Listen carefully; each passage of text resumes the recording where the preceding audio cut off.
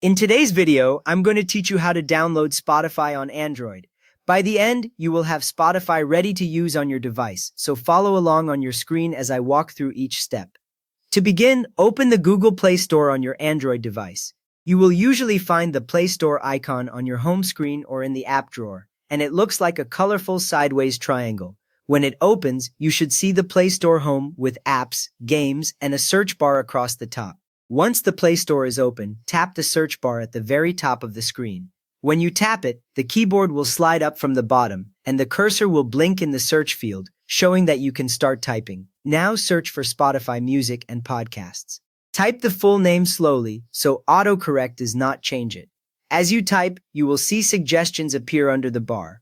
When you see Spotify music and podcasts in the results, tap that entry so you go straight to the correct app page. On the app page, make sure the developer is Spotify AB.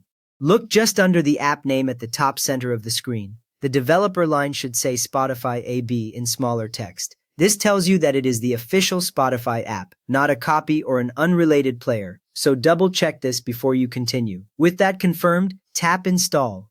The Install button is usually green and sits on the right side of the screen next to the app icon. As soon as you tap it, the button changes to show a progress circle, which means the download has started. Next, wait for the app to finish downloading and installing.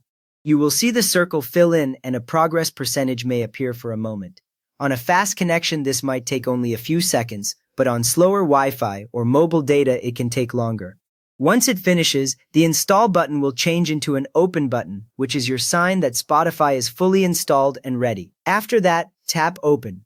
The Spotify app will launch, and you should see a dark-themed welcome screen with the Spotify logo at the top. This confirms that you are no longer in the Play Store and are now inside the Spotify app itself. At this point, sign in with your existing Spotify account or tap Sign Up to create a new one.